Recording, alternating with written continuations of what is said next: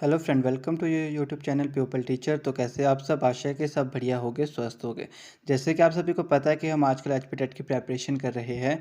तो जैसे कि आजकल हमारा हिंदी सेक्शन चल रहा है, तो उसका आज लास्ट मेगा प्रैक्टिस सेट है, जिसमें कि आपको बहुत इंपॉर्टेंट जो क्वेश्चन आपसे बार बार पूछे जाते हैं वो डिस्कस करा दिया जाएगा। साथ ही साथ उससे पहले हमारे पास 3 टॉपिक बचे थे, जो कि हमारे पास रस, अलंकार और छंद है। उसके रिगार्डिंग भी आपको थोड़ा बहुत बता दिया जाएगा आखिर किस तरीके से क्वेश्चन आता है। ज़्यादा डिटेल में हम नहीं जाएंगे, क्योंकि आपके पास आते जिस तरीके से क्वेश्चन पूछाते हैं पहले से लेकर वैसे ही आपको बताया जाएगा। तो करते हैं वीडियो को शुरू। पहला जो हमारा टॉपिक है वो है हमारे पास रस। रस से आपके पास बहुत बार क्वेश्चन पूछे जाते हैं, और जो आपसे यहाँ से पूछा था वो ऐसे पूछा था, जिसके श्रृंगार है जो ये आपका, इसका स्थायी भाव क्या है, इस तरीके से आपका क्वेश्चन पूछते जाते हैं।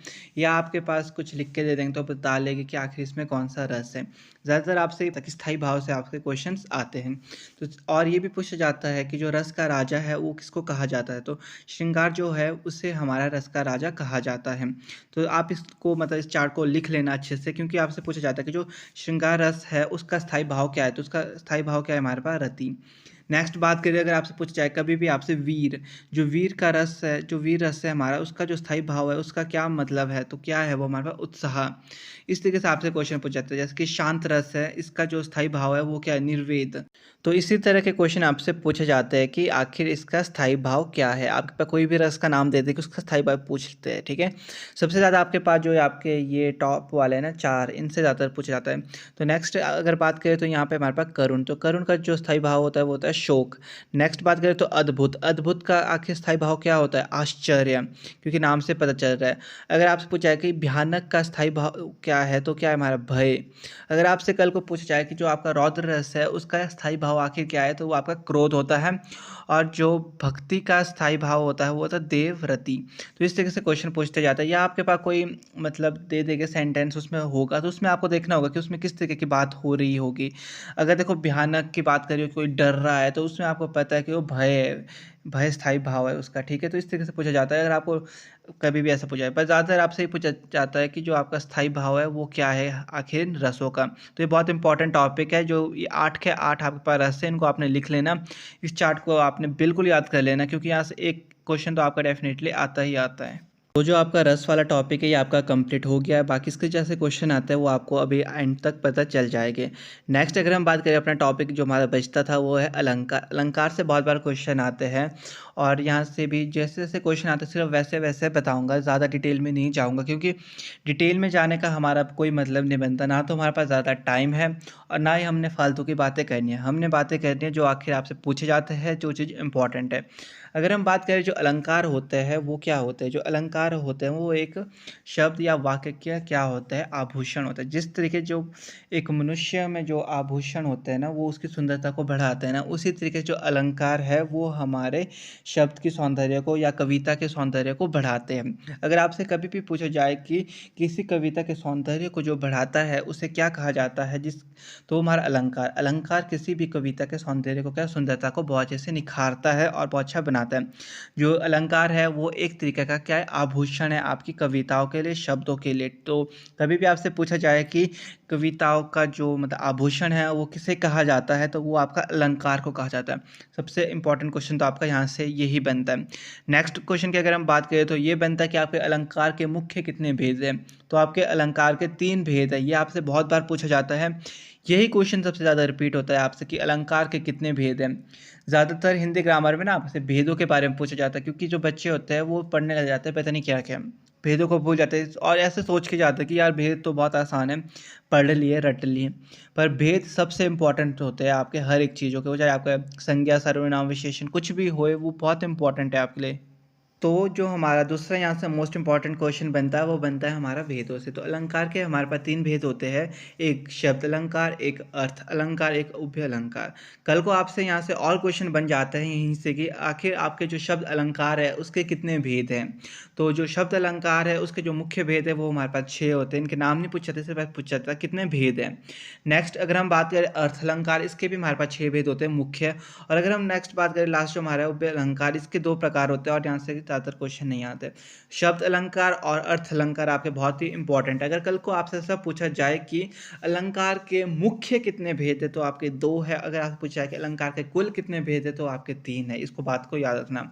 तो जो आपके शब्द अलंकार है और अर्थ अलंकार है, यहीं से क्वेश्चन आता है। और इनके जो ये है ना, अनुप्रास हो गया, यमक हो गया, श्लेष हो गया, उपमा, रूपक, ये कुछ ऐसे है जिसके रिगार्डिंग आपका बहुत सारे क्वेश्चंस बनते हैं और हमेशा यहीं से ही क्वेश्चन आते हैं। इन्हीं भेदों के अंदर से ज़्यादातर क्वेश्चन आपसे पूछे जाते हैं। तो इनको हम थोड़ा डिटेल में पढ़ते हैं, आखिर किससे किससे यहाँ से क्वेश्चन आते हैं और कैसे आपको पता चलेगा आखिर कौन सा आपका उपमा अलंकार है, कौन सा आपका यमक अलंकार है, कौन सा आपका रूपक अलंकार है। बात करते हैं मुख्य जो अलंकार से क्वेश्चन बनते हैं, तो इसको भी आप याद रख लेना। जो वाक्य की शोभा बढ़ाए उसे अलंकार कहते हैं। इसको आपने नोट डाउन कर लेना, यहाँ से क्वेश्चन पूछे जाते हैं। नेक्स्ट बात करें तो अलंकार के कितने 3 भेद होते हैं और अगर पूछा जाए कि प्रमुख या मुख्य कितने होते हैं, तो आपके 2 भेद होते हैं। सबसे पहले बात करें उपमा अलंकार। आखिर आपको पता कैसे चलेगा जो आपको वाक्य दिया हुआ है उसमें कौन सा अलंकार लगा है, उपमा लगा है, रूपक लगा है या यमक लगा है। तो इस तरीके से अगर आपको पता करना है, तो सबसे पहले अगर हम बात करें उपमा अलंकार, तो इसमें क्या होगा, जब पंक्तियों में योजक चिन्ह आता है, साथ वो भी साथ में क्या होगा, सा सी से लिखा होगा। अगर कल को आपको कोई भी पंक्ति या कोई भी कविता आ जाए और उसमें आपके पास योजक चिन्ह लगा हो साथ में पंक्ति में, और योजक चिन्ह के साथ ही साथ आपका लिखा होगा या तो सा होगा या सी होगा या से होगा, तो समझ आना वो आपका उपमा अलंकार है। जैसे कि यहाँ पे देखो, मुख चंद्रमा सा सुंदर है, तो देखो आपका योजक चिन्ह लगा है, योजक चिन्ह के बाद क्या लिखा हुआ है, सा। जब भी आपके पास योजक चिन्ह के बाद सा सी से, इसको याद रखना, वो आपका उपमा अलंकार है। ये आपकी उपमा अलंकार की पहचान है।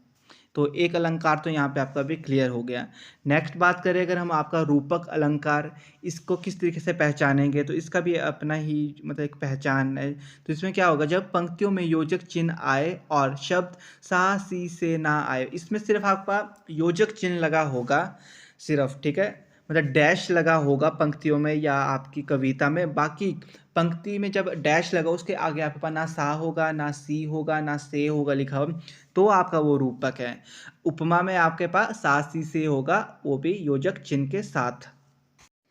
तो यहाँ पे जैसे कि आपके पास रूपक अलंकार का एक उदाहरण हमने लिया, जैसे कि राम कृपा भव डैश निशा सिरानी। तो यहाँ देखो, जब आपके पास योजक चिन्ह लगा है, या आप इसको जो भी बोल दो, डैश बोल दो या योजक चिन्ह बोल दो, तो इसका देखो सा सी से ना लगाओ, बस आपने यही देखना है। अगर आपके पास वाक्य में योजक चिन्ह लगा हुआ है तो समझ लो आपका रूपक है।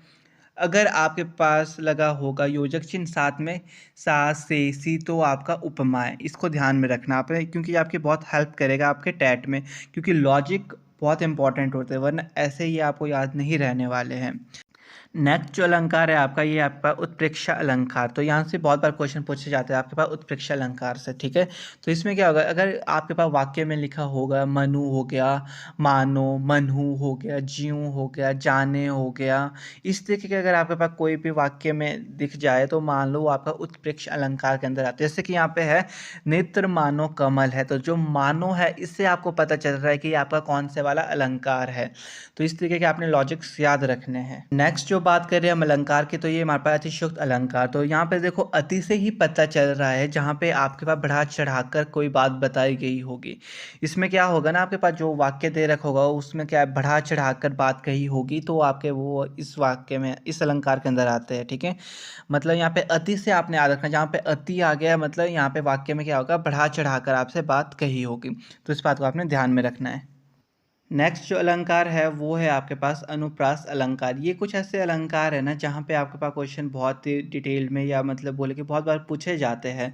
तो अनुप्रास अलंकार होते हैं जहाँ पे वर्ण बार बार आए। इसमें आपके पास वर्ण बार बार आते हैं, जैसे कि मधुर मधुर मुस्कान मनोहर, इस तरीके के जो वाक्य आएंगे। वर्ण बोले तो तो आ गया, ता ते, इस तरीके के अगर आपके पास वर्ण बार बार रिपीट हो रहे होंगे, तो आपका वो आपका आएगा अनुप्रास अलंकार के अंदर, ठीक है। नेक्स्ट बात करें तो यमक अलंकार। यमक अलंकार में क्या होता है, आपके पास जोड़ा आकर अलग अर्थ प्रकट करता है, ठीक है। एक ही शब्द आपके पास बहुत बार आएंगे पर जो उनके अर्थ हो गए वो अलग हो गए। ज़्यादातर आपसे ये वाला पूछा था, कनक कनक होगा, हल हल होगा, इस तरीके के दो हो गए, साथ में उनमें योजक चिन्ह लगा होगा और दो मतलब आपके पास दे रखे होंगे शब्द, तो समझ जाना वो आपके यमक अलंकार है। यही कुछ अलंकार है जहाँ से बहुत ज़्यादा क्वेश्चन आपसे पूछे जाते हैं। और एक और अलंकार आपके पास जिसकी श्लेष, उसमें क्या होता है, एक शब्द के अनेक अर्थ होते हैं। इस चीज़ को याद रखना, जहाँ पे आपके पास एक शब्द होगा पर उसके अनेक अर्थ होते हैं तो वो आपके श्लेष अलंकार के अंदर आता है। यही आपसे अलंकार से ज़्यादातर क्वेश्चन पूछे जाते हैं। तो अलंकार वाला टॉपिक भी हमारा ख़त्म हो गया है। नेक्स्ट जो टॉपिक रहता था हमारा वो है लास्ट छंद। इनसे बहुत बार क्वेश्चन पूछा जाता है और किस तरीके के क्वेश्चन पूछे जाते हैं वो थोड़ा बहुत तो मैंने आपको बता लिया, बट वीडियो के एंड तक आपको पता चल जाएगा किस तरीके से आपसे क्वेश्चन पूछे जाते हैं, क्योंकि हम सारे मोस्ट इंपॉर्टेंट 40 क्वेश्चन जो है उनके बारे में आज बात करेंगे। सबसे पहले छंद की परिभाषा जान लेते हैं कि आखिर छंद होते क्या है। हिंदी साहित्य के अनुसार अक्षरों की संख्या, गणना, मात्रा, यति और गति से संबंधित किसी विषय पर रचना को छंद कहा जाता है। जो आपके पास हिंदी में जो मतलब आपके अक्षर होते हैं उनकी जो संख्या होगी, उनकी कितनी मात्रा है, उनसे संबंधित कोई भी विषय पर रचना की जाए तो उसे हम क्या कहते हैं, छंद कहते हैं। ये आपसे पूछा जाता है।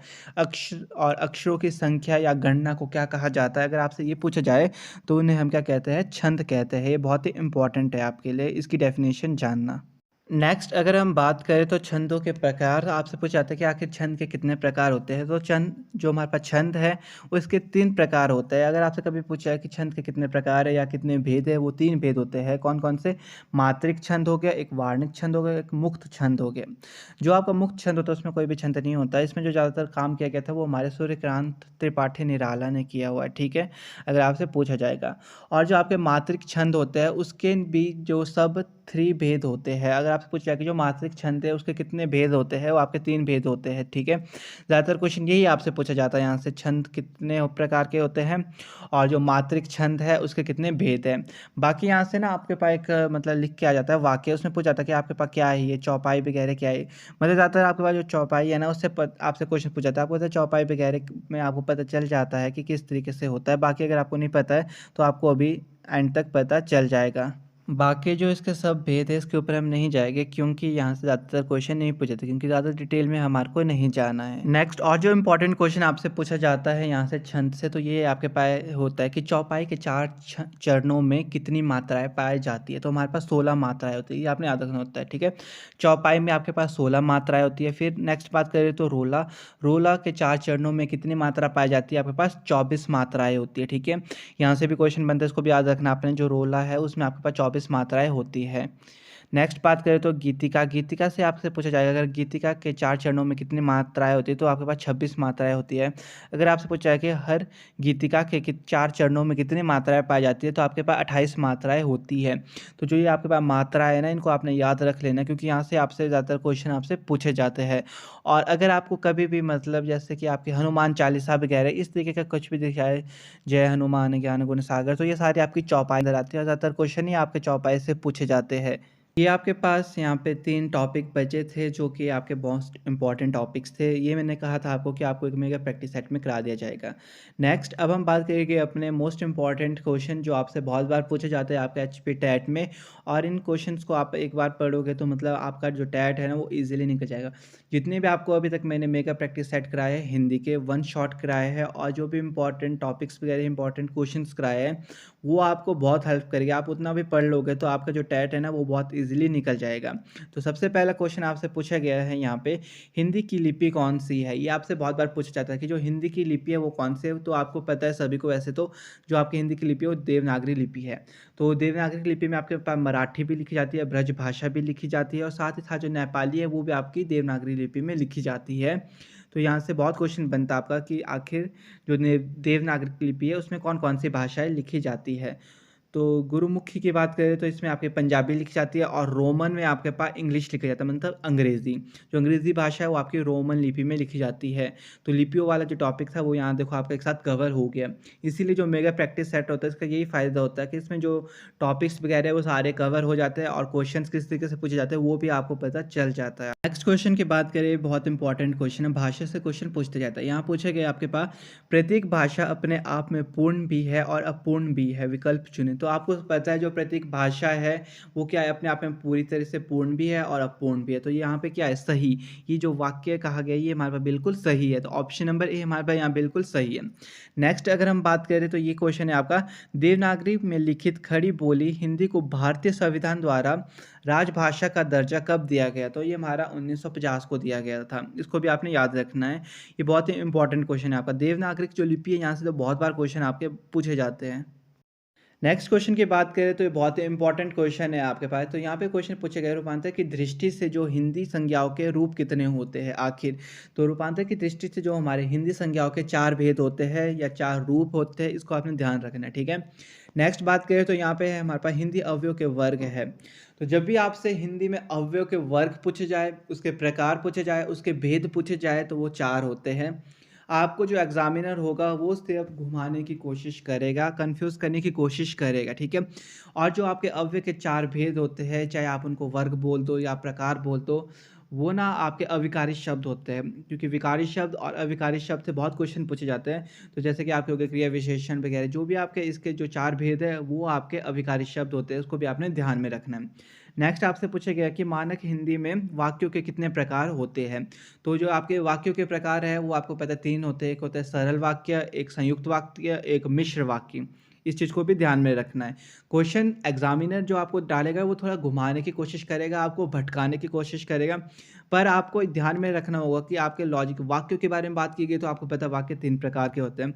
अवयव के वर्ग पूछे गए तो कई बार कोई कन्फ्यूज होता है कि आखिर ये वर्ग है क्या? तो पता है जब अवयव के बारे में पूछा गया उसका वर्ग का मतलब हो गया या तो प्रकार है या भेद है, तो वो आपके 4 होते हैं। ऐसे क्वेश्चंस को आपने ध्यान में रखना होता है। तो नेक्स्ट क्वेश्चन ये भी देखो आपका लिपि से आया हुआ है। लिपि वाला जो टॉपिक है ना आपका, ये बहुत इंपॉर्टेंट टॉपिक है, ठीक है। तो यहाँ पे क्वेश्चन पूछे गए आपसे, पहली बार देवनागरी लिपि के टेली प्रिंटर का प्रयोग किया गया। तो इन प्रिंटर का जो हमारा प्रयोग किया गया था सबसे पहले वो किया गया था 1954। इस क्वेश्चन को आपने ध्यान में रखना है क्योंकि आपको ये बहुत बार पूछा जाता है और ये जो डेट वगैरह के क्वेश्चंस होते हैं इनको ना आपने ध्यान में रखना होता है। नेक्स्ट बात करें तो भाषा के कौशल होता है, ये तो आप सभी को पता है क्योंकि आपने जब आपने डीएलएड किया तो उसमें आपको ये चीज़ बहुत चीज़ से कराई होगी आपको, चाहे बीएड की होगी, कि आखिर कितने कौशल होते हैं भाषा के, कितनी स्किल्स होती है। तो आपके पास 4 होती है। एक होते हैं लिसनिंग, स्पीकिंग, रीडिंग, राइट। तो ये हमारे पास 4 स्किल्स है जिसको कि हम हिंदी में कौशल बोलते हैं। अगर आपसे कभी पूछा जाए कि भाषा के कितने कौशल है तो 4 है आपके पास, ठीक है। इंग्लिश में भी आपके पास पूछा जाता है कि जो लैंग्वेज है उसके कितने स्किल्स होते हैं, कितने पिलर्स है, आपके मेन जो है वो 4 है, ठीक। नेक्स्ट अगर हम बात करें तो ये हमारे पास दिया हुआ है स्पष्ट का अर्थ है, तो इसका होता है स्पष्ट किया गया। तो ऑप्शन नंबर ए हमारे पास यहाँ पे सही है। अर्थ के बारे में पूछा जाता है, मुहावरों के बारे में पूछा जाता है। मुहावरे एक तरीके से बहुत ईजी होते हैं क्योंकि आपके पास जो मुहावरे पूछते हैं ना वो बहुत ही आसान पूछते हैं, तो जो भी बच्चा होगा वो आसानी से बता सकता है उनके आंसर, क्योंकि मुहावरे डेली लाइफ में आप यूज़ भी करते होगे। अगर आप डेली लाइफ में यूज़ भी नहीं करते तब भी आप मुहावरे के अर्थ मतलब ऐसे जो आपने सुने सुने होते हैं ना वो ये ज़्यादातर आपसे पूछे जाते हैं। तो अब बात करते हैं नेक्स्ट क्वेश्चन ये आपका काल से आया है। तो काल वाला टॉपिक भी एक बार क्लियर कर लेते हैं। काल के 3 भेद होते हैं, वर्तमान काल, भूतकाल, भविष्य काल। तो यहाँ पे आपसे पूछा गया है कि भूतकाल के कितने भेद होते हैं। तो भूतकाल के 6 भेद होते हैं। तो ऑप्शन नंबर सी बिल्कुल सही है। जो भूतकाल जो बीत गया उसके 6 भेद होते हैं, जो वर्तमान में चल रहा है अभी उसके हमारे पास 5 भेद होते हैं, और जो भविष्य में आएगा उसके हमारे पास 3 भेद होते हैं। इनको आपने नोट डाउन कर लेना क्योंकि बहुत क्वेश्चन पूछे जाते हैं आपसे काल के रिगार्डिंग भी। तो नेक्स्ट क्वेश्चन आपका रस से आया हुआ। रस से बहुत बार क्वेश्चंस आते हैं और अभी अभी हमने टॉपिक किया। देखो आपसे यही क्वेश्चन पूछा गया यहाँ पे, श्रृंगार रस का स्थायी भाव क्या है? तो मैंने आपको कहा था जो श्रृंगार है उसका जो स्थायी भाव है वो हमारे पास रति है। तो ऑप्शन नंबर डी हमारा ही बिल्कुल सही है। इसी तरीके से ज़्यादा क्वेश्चन पूछे जाते हैं आपसे रस से लेकर हो गए, छंद हो गए, अलंकार, बहुत ईजी क्वेश्चन आते हैं। भेदों के रिगार्डिंग आता है या तो इनका स्थायी भाव कौन सा है वो पूछा जाता है आपसे। तो अगर हम बात करें अपना नेक्स्ट क्वेश्चन ये आपका कारक, तो जितने भी आपके टॉपिक्स अभी कवर हो रहे हैं तो ये सारे के सारे टॉपिक्स आपको करा दिए गए हैं। एक आपका पहले मेगा प्रैक्टिस सेट हुआ, एक आज हुआ है। जो पहले वाला मेगा प्रैक्टिस सेट हुआ उसमें तो आपको सारे रूल्स बताए गए थे। उसके बाद जो 1 शॉट्स थे उसमें आपको इंपॉर्टेंट क्वेश्चन बताए गए थे, और आज का जो मेगा प्रैक्टिस सेट है इसमें आपको इंपॉर्टेंट जो क्वेश्चन है वो भी करा दिए जा रहे हैं, साथ ही साथ जो आपके टॉपिक्स बचे थे वो भी करा दिए जा रहे हैं। तो यहाँ पे क्वेश्चन पूछा गया आपसे, के लिए किस कारक का चिन्ह है? जो आपका के लिए है आखिर वो किसके लिए यूज़ किया जाता है? तो ऑप्शन नंबर बी हमारा यहाँ पे बिल्कुल सही है, संप्रदान के लिए और को लिए आए तो मतलब वो आपका संप्रदान के लिए यूज़ किया जाता है। नेक्स्ट है आपके पास आलस्य शब्द का विशेषण क्या है? ये ऐसे क्वेश्चन भी बहुत बार पूछे जाते हैं, आपसे विशेषण पूछा जाता है, ठीक है। तो आलस्य शब्द का जो विशेषण होता है वो होता है आलसी। तो ऑप्शन नंबर सी हमारा बिल्कुल सही है।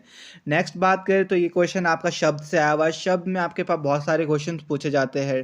तो शब्द के जो आपसे पूछा जाता है कि मुख्य कितने भेद होते हैं, तो शब्द के आपके पास 4 भेद होते हैं।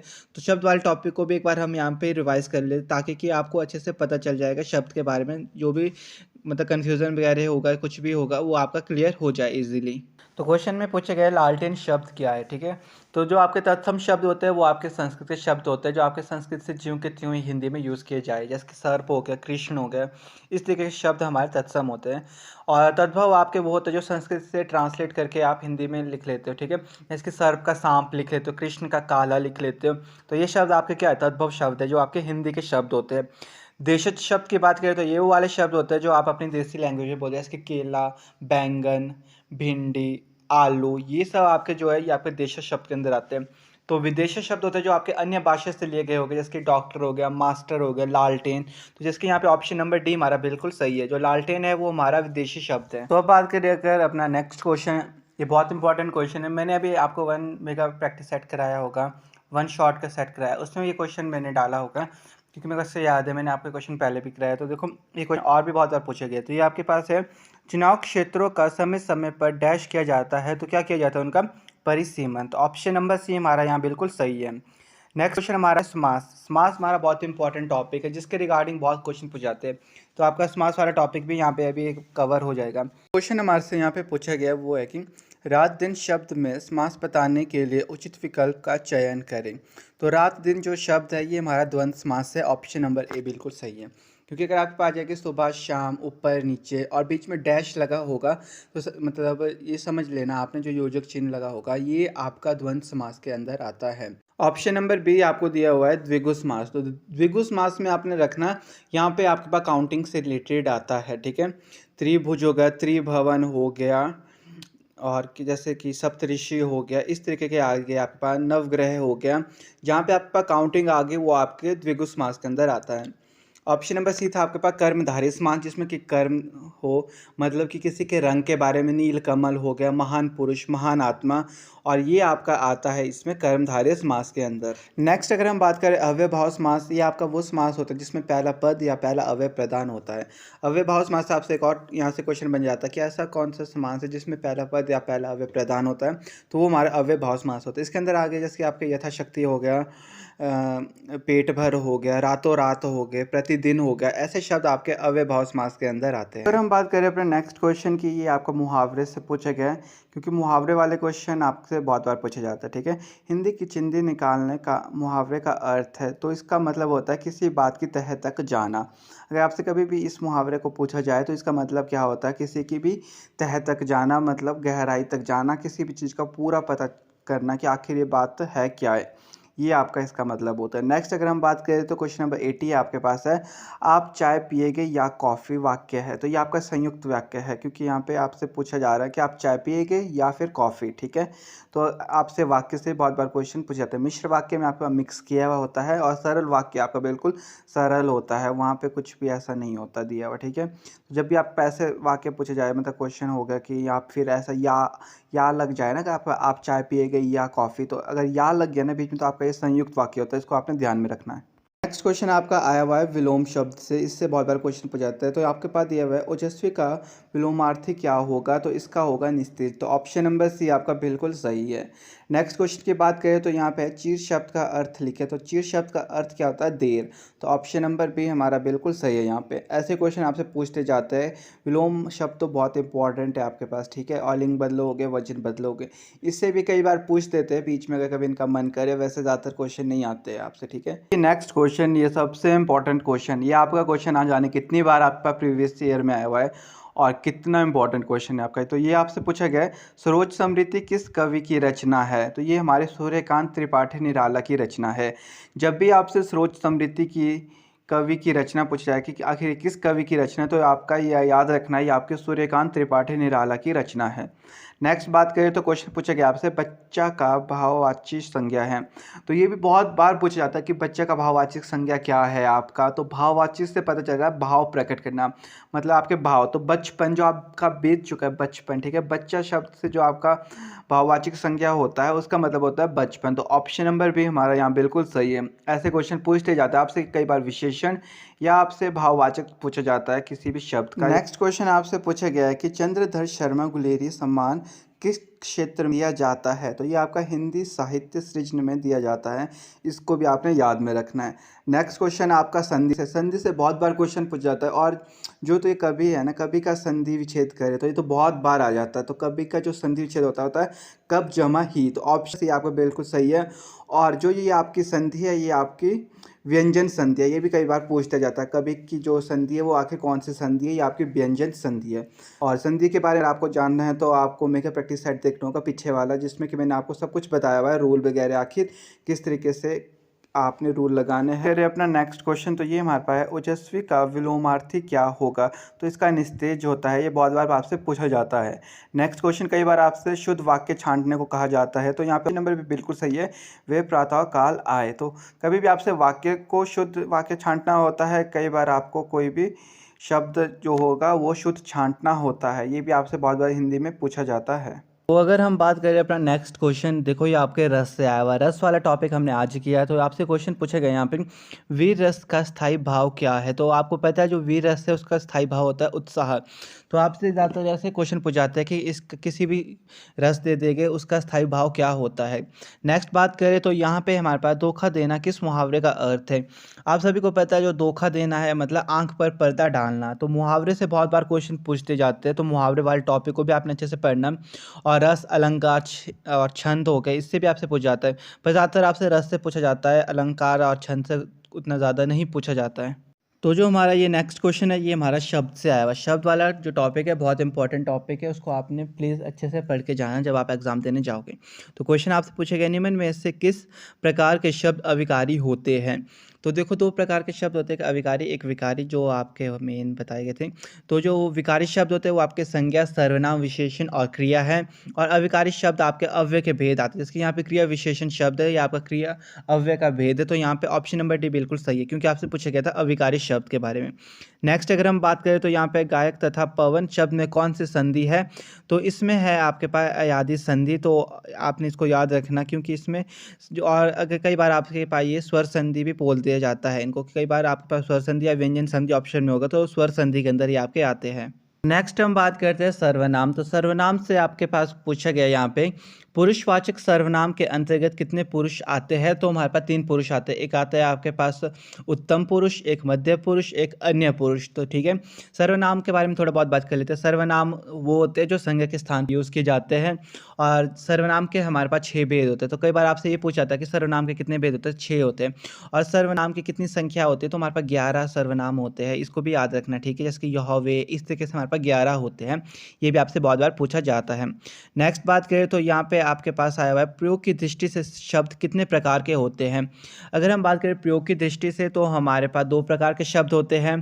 अगर हम करें रचना के आधार पर तो हमारे पास 3 प्रकार के शब्द होते हैं। अगर हम बात करें उत्पत्ति या स्रोत के आधार पर तो हमारे पास 5 प्रकार के शब्द होते हैं। तो शब्द वाला टॉपिक बहुत इंपॉर्टेंट है आपका। तो अब हम बात करते हैं अपना नेक्स्ट क्वेश्चन। ये आपका फिर से एक मुहावरा बोल जलकोक्ति उनसे आया हुआ है। तो ये आपसे पूछा गया कि कोस कोस पर पानी बदले 4 कोस पर पानी में किस परिवर्तन का उल्लेख है। तो ये आपका है पानी, स्वाद और बोली के शब्दों का। तो आपको देखो बहुत बार बोला भी जाता है कि ये वाला मुहावरा ना बहुत रिपीटेड होता है, आपने सुना हुआ है। तो बोली के लिए ज़्यादातर कहा जाता है। अगर आपको बोली दिख गई तो समझ जाना वो वाला ही चीज़ आपके बारे में कही गई है यहाँ पे। तो ऑप्शन नंबर डी यहाँ बिल्कुल सही है। नेक्स्ट अगर हम बात करें तो ये है सही क्रम चुने। तो ये बहुत बार पूछा जाता है, आपको इसको ध्यान में रखना है। पहले आपका अनुबंधन होता है, फिर परीक्षण होता है, फिर अनुदेशन होता है, फिर प्रतिवाद होता है। तो ऑप्शन नंबर जो बी है आपका ये बिल्कुल सही है। और ये क्वेश्चन बहुत बार पूछा जाता है, तो इसको आपने याद कर लेना कि आपका आखिर जो सही क्रम है वो किस तरीके का चलता है।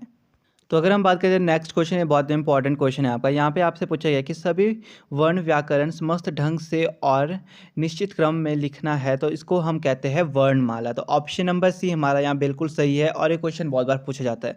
नेक्स्ट बात करें तो आपसे ज्ञ में मिलान है, तो ये आपका जो ज्ञ है ये आपका संयुक्त व्यंजन है, ये बहुत बार पूछा जाता है, ठीक है। तो यहाँ पे होता है आधा जौ जमा यौ, मतलब ऑप्शन नंबर डी आपका बिल्कुल सही है। आपसे कई बार पूछा जाता है कि आपके जो मतलब संयुक्त वर्ण है वो कितने हैं, तो आपका 4 है। क्या कौन कौन से है वो? क्ष हो गया, त्र हो गया, ज्ञ हो गया, ये आपके थे, और श्र हो गया। ये आपके 4 ऐसे हैं जो संयुक्त वर्ण हैं और 2 अक्षरों के मेल से बनते हैं। तो ज्ञ हमारा बनता है आधा जौ जमा यौ, तो इसको आपने ध्यान में रखना है। अगर अपना नेक्स्ट क्वेश्चन, ये बलाघात और स्वराघात वाले क्वेश्चन पूछते जाते हैं, कई बार एक आधी बार पूछते जाता है, पर ये क्वेश्चन आपका पूछा गया था 2 दिन बाद, तो इसको मैंने आपके लिए सिलेक्ट किया था इस मेगा प्रैक्टिस सेट में। तो यहाँ पे है राम ने रावण को मारा में रावण शब्द बलाघात होने का अर्थ है रावण को ही मारा, किसी और को नहीं। तो ऑप्शन नंबर बी बिल्कुल सही है, मतलब जो है राम ने किसको? सिर्फ रावण को ही मारा, किसी और को नहीं। तो इसमें जो रावण शब्द है जो उसके ऊपर बलाघात हो रहा था उसका अर्थ यही है, ठीक है। तो ऑप्शन नंबर बी यहाँ बिल्कुल सही है। ऐसे क्वेश्चन आपसे कई बार पूछते जाते हैं। नेक्स्ट बात करें तो ये संकर शब्द कौन सा है, तो ये आपका शब्द से आए हुए। तो जो संकर शब्द होते हैं ये हमारे वो शब्द होते हैं जिसमें कि 2 शब्दों का मेल होता है, मतलब कि जैसे कि लाठी चार्ज हो गया, ये वाला यहाँ पे बिल्कुल सही है, ऑप्शन नंबर सी हो गया। जेल खाना हो गया, इस तरीके के शब्द होते हैं वो आपके संकर शब्द के अंदर आते हैं, तो इसको भी आपने ध्यान में रखना है। आज के मेगा प्रैक्टिस सेट में बस इतना ही। आशा कि आज का जो मेगा प्रैक्टिस सेट था ये आप सबको अच्छा लगा होगा और बहुत हेल्पफुल होगा, और आपके जितने भी डाउट्स थे वो क्लियर हो गए होंगे और आपको पता चल गया होगा कि किस तरीके से आपसे क्वेश्चन पूछे जाते हैं। तो हमारा जो हिंदी सेक्शन है वो कंप्लीट हो गया है। तो जिसने पहले वीडियोस नहीं देखी है, जो मेगा प्रैक्टिस सेट पहले कराया गया था, उसको भी आप जाके देखना, और जो आपके 1 शॉर्ट्स है उनको भी देखना, क्योंकि उसमें बहुत ही इंपॉर्टेंट क्वेश्चन के बारे में आपको बताया गया है। तो आज की वीडियो में बस इतना ही था। मिलते हैं अपनी नेक्स्ट वीडियो में एक नए टॉपिक के साथ। तो अगर वीडियो थोड़ी भी अच्छी लगी होगी तो वीडियो को लाइक शेयर कर देना और साथ ही साथ चैनल को भी सब्सक्राइब कर देना। Thank you.